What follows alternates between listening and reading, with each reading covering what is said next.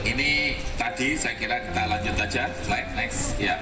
Kami titip karena selain stunting yang sudah turun, alhamdulillah Aceh angkanya 29, tetapi EPP-GBM stuntingnya sudah jauh di bawah 20% dari data door to door yang by name by address. Nah, saya titip saja Pak Asisten, Pak Sekda dan Bapak Ibu sekalian, mental disorder diperhatikan karena mental health kita juga rupanya agak naik. Sekarang ini rata-rata yang agak ya anak-anak muda, remaja yang mental disorder ya itu sekitar 9,8%. Kalau ada 10 orang kira-kira 9 lah yang agak nggak jelas itu. 9.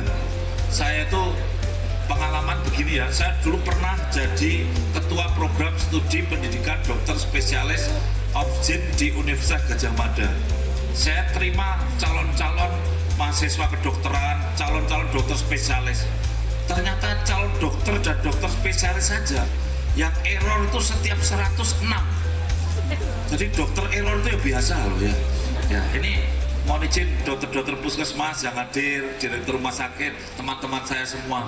Itu biasa, dokter pun juga error ada. Kalau mau izin, kalau di kepolisian, di TNI saya kira sedikit Pak, karena seleksinya kan ketat Pak ya. Kalau di kita ini biasa. Waktu saya jadi bupati di Kabupaten Kulon Progo, ternyata staf saya itu ya setiap 100 yang error ya 5 lah kira-kira ya. Dikasih kerjaan ya nggak jelas, kalau gajinya dipotong dikit marah-marah, kalau diajak rapat malah ngaco, itu ada ya. Nanti di antara 100 tuh 5 Pak Asisten itu ya. Kalau kita yang 5 itu kalau pas ada dia malah kacau. Maka kalau bilang Pak Bupati saya mau izin cuti, kalau yang izin cuti orang 5 itu minta berapa? Minta seminggu Pak Bupati. Ya udah tak kasih 2 minggu saya bilang gitu. Karena kalau ada saya malah sebel saya bilang gitu. Jadi tak kasih aja 2 minggu, kalau perlu diperpanjang. Kalau rapat kalau ada dia nggak selesai. Kalau dia nggak masuk, ayo kita putuskan mumpung dia tidak ada gitu. Itulah toxic people ya, slide next. Jadi ada orang toksik Pak Bupati, Pak Sekda, Pak Asisten, Bapak Ibu sekalian, hati-hati ada orang toksik. Ada orang tuh yang hobinya tuh ngambil barangnya orang. Kalau ayamnya tetangga itu kehujanan begini, diambil, terus nanti dipotong ekornya terus disehatkan lah. Kalau nggak ketahuan, diambil selalu. Tapi kalau ketahuan, wah mohon maaf, saya cuma kemarin kehujanan terus saya rawat sebentar, kalau mau diambil silahkan. Itu adalah orang yang suka mengambil barang orang, itu juga gangguan jiwa ringan orang itu. Di penjara pun tidak sembuh ya, karena dia juga toxic people. Kalau di seminar-seminar dapat snack double seneng sekali gitu, itu juga toxic, itu toxic. Dapat tas double, map double seneng, hati-hati itu adalah skeptomania ya. Jadi itu banyak sekali toxic people ini, termasuk dalam hal seksual ada yang sukanya itu apa ya, voyeurisme, jadi suka ngintip aja udah puas. Jadi gimana mau kawin mau ngintip aja udah puas ya. Dia pekerjaan cuma ngintip orang mandi, diintip gitu. Nah ini juga toxic. Hati-hati, hari ini banyak toxic ya selain. Sehingga toxic itu menghasilkan toxic friendship. Di dalam keluarga ada yang toxic, ketemu sama temannya toxic, waduh, jadi super toxic. Yang orang toksik ketemu yang waras jadi toksik juga. Yang waras ketemu toksik juga. Inilah hati-hati dalam keluarga. Anak kita itu toksik tidak. Ada orang toksik megalomania, merasa dirinya paling hebat. Kalau arisan tuh wah cerita sama teman-temannya, saya di rumah itu wah sapi saya gemuk sendiri sekampung, suami saya hebat sendiri sedesa, anak saya juara kelas, rumah saya paling bagus. Semua kalau cerita itu dia paling hebat. Kalau dikalahkan tidak mau. Ada nggak itu? Ada, cuman orangnya nggak datang di sini. Itu adalah megalomania, orang begitu. Itu orang ngek juga itu orang. Itu adalah gangguan mental emosional juga. Nah, kalau itu terlalu banyak, mohon maaf, kita keluarga menjadi tidak tentram, masyarakat tidak mudah maju. Slide next. Sehingga akhirnya hubungan suami istri, relationship juga toksik, dan slide next, dan akhirnya perceraian meningkat pesat.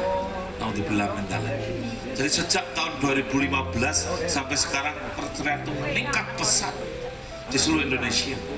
Saya titip pada Pak Kepala Kantor Kementerian Agama, coba dicermati di Nagani ini, di Aceh ini perceraian setahun berapa.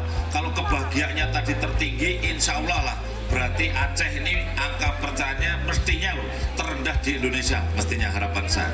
Ya. Nah itulah makanya kita perhatikan juga selain stuntingnya juga jiwanya. Bangunlah jiwanya, bangunlah badannya. Badannya sudah hebat tidak stunting, jangan lupa ternyata jiwanya perlu diperhatikan. Nah, dari waktu ke waktu, next, ternyata sebab perceraian itu yang paling atas itu perbedaan pendapat kecil-kecil. Sebab perceraian itu hati-hati. Kalau sudah jadi pemimpin keluarga, suami harus bisa mengayomi istri, memaklumi istri. Istri harus bisa memaklumi kekurangan suami. Karena suami itu ya kalau pas awal tuh waduh ganteng keren, istri itu kalau awal-awal tuh waduh cantiknya luar biasa, tapi lama-lama tiap hari di dapur, di sumur, di kasur ada dia, terus lama-lama bisa sebel loh kalau ada yang nggak enak gitu kan, tidak semua cocok di hati. Nah oleh karena itu orang dewasa mampu menahan diri cirinya, sehingga pemimpin dalam keluarga juga mampu menahan diri, mampu beri contoh, mampu bertanggung jawab. Nah inilah Bapak Ibu, perceraian 75% atas permintaan istri, bukan permintaan suami. Sehingga ini kritik untuk para suami bahwa kita ini masih belum bisa mengayomi istri dengan baik ya. Karena 75% perceraian atas permintaan istri. Nah ini prihatin memang ya kita. Slide next. Bapak Ibu sekalian yang saya hormati, untuk membangun keluarga yang tentram, mandiri, bahagia, saya titip remaja-remaja kita, banyak yang toksik tadi. BKKBN tanya, ini yang ditanya itu orang 20 tahun sampai 35 tahun. Kamu kapan hubungan seks pertama kali? Kalau laki-laki jawabannya hampir 74% menjawabnya waktu usia 15 sampai 19 tahun saya hubungan seks pertama kali. Kalau perempuan kita tanya, kapan kamu buat seks pertama kali? 59% jawabnya, waktu saya umur 15 sampai 19 tahun. Dan waktu kita tanya, kapan kamu nikah pertama kali? Perempuan jawabannya adalah 22 tahun. Jadi bangsa kita ini nikahnya rata-rata 22 tahun, tapi hubungan seksnya rata-rata di bawah 20 tahun. Berarti perzinaan banyak atau sedikit? Banyak.